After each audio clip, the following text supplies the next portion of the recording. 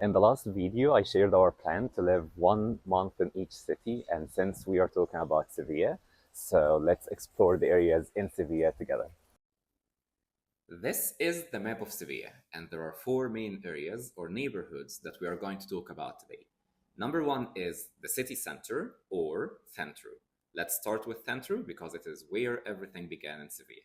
It started during the Roman time, then Moorish era or Islamic Sevilla, and now it continues in modern Sevilla. So, yeah, some buildings here are hundreds of years old, and Centro is also home to the most important landmarks in Sevilla. In Central, you have got those narrow streets that are great for shade in summer, but not so great if you are hoping for a balcony with a view.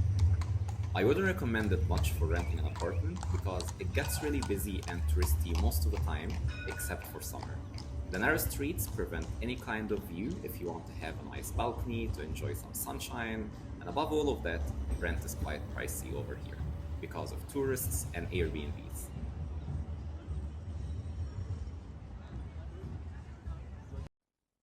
Number two is Triana. Cross the bridge from Centru and you are in Triana, which is more artistic and definitely underrated. Triana has a beautiful riverside, a big park, and lots of locals just hanging out, kids playing, and real everyday life. You will see more families and expats here than tourists, so it's calmer, and it's only a 5 to 10 minute walk from Centru. That's why I consider Triana as one of the best neighborhoods to rent an apartment in Seville. Triana is also connected by buses and metro lines to other areas in Seville.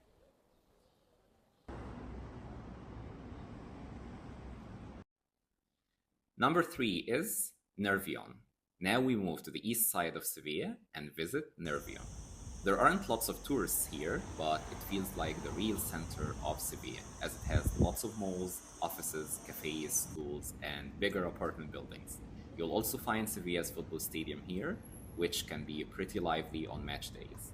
The streets are wider, buildings newer, and everything feels more organized. It's about 15 minutes from Centru and really well connected by metro and bus. Rent prices in Nervion are quite similar to the ones in Triana.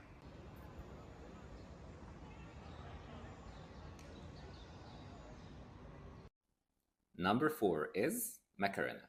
Let's head up north and talk about Macarena. Near Macarena Wall, it looks quite modern and organized, but the further north you go, the vibe changes and things get a little bit less organized, let's say. There are lots of different restaurants and cafes, mainly because in Macarena you can always see lots of different nationalities. Rent can be cheaper. I personally didn't find the difference to be massive, maybe like 100 euros less than Triana or Nervio. One thing I noticed in Macarena that there are security guards at supermarkets, which I thought was normal all over Sevilla until I realized that it's not common in the rest of Sevilla. That's where we stop today, and I'll see you soon.